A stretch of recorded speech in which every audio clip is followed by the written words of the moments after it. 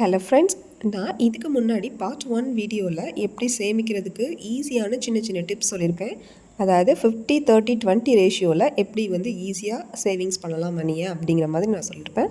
அடுத்ததாக பார்ட் 2ல் மீதம் இருக்கிற வழியெல்லாம் நம்ம பார்த்துடலாம்.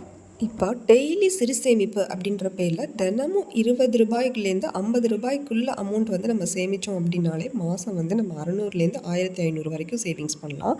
இப்போ ஒரு அப்ராக்சிமேஷனுக்கு ஒரு எக்ஸாம்பிளுக்கு நீங்கள் டெய்லிக்கு ஒரு 25 ரூபாய் எடுத்து வைக்கிறீங்க அப்படின்னா அந்த 25 ரூபாயை நீங்கள் வெறும் காயின்ஸில் கூட சேமிக்கலாம்.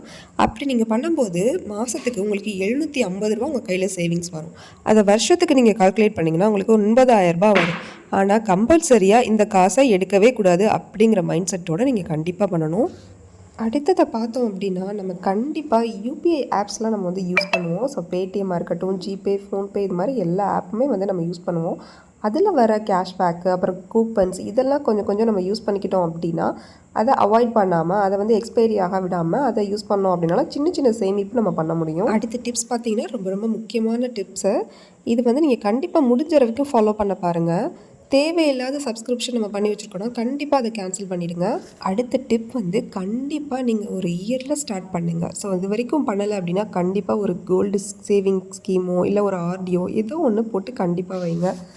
ஸோ மந்த்லி எனக்கு ஒரு 500 தான்ப்பா மிஞ்சுது, அதுக்கு மேலே என்னால் பண்ண முடியலை அப்படின்னா கண்டிப்பாக அதை வந்து ஒரு கோல்டு சேவிங் ஸ்கீமில் போடுங்க. இல்லை அப்படின்னா ஒரு டிஜி கோல்டு ஆப் இது மாதிரி ஏதாவது டவுன்லோட் பண்ணி அதில் போடுங்க. இதில் பார்த்திங்கன்னா இஎம்ஐ ரிலேட்டடாக நம்ம ஏதாவது வாங்குகிறோம் பொருட்கள் அப்படின்னா அந்த பொருள் நமக்கு ரொம்ப தேவையா, கண்டிப்பாக தேவையா அப்படிங்கிறத நல்லா ஒரு தடவைக்கு 100 தடவை யோசிச்சு பண்ணுங்கள். ஸோ நான் இதில் நிறைய டைம் கண்டிப்பாக அப்படிங்கிற வேர்டு யூஸ் பண்ணிட்டே இருப்பேன். ஸோ அதனால் சேவிங்ஸுங்கிறது ரொம்பவே கண்டிப்பானது.